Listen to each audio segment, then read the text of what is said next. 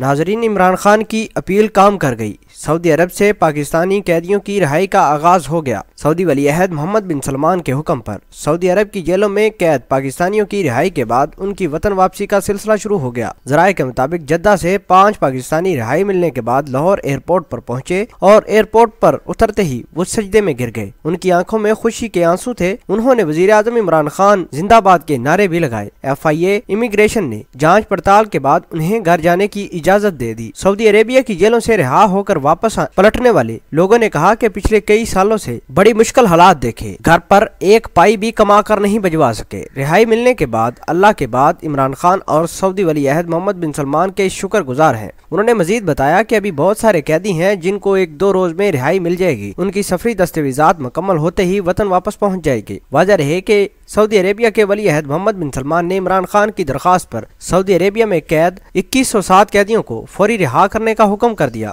ذرائع کے مطابق جدہ سے 5 پاکستانی رہائی ملنے کے بعد لاہور پہنچ گئے۔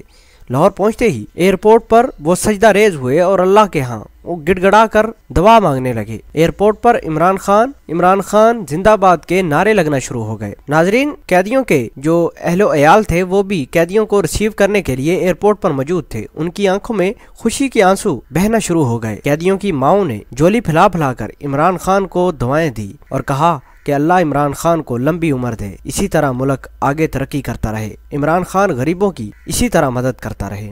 جزاک اللہ۔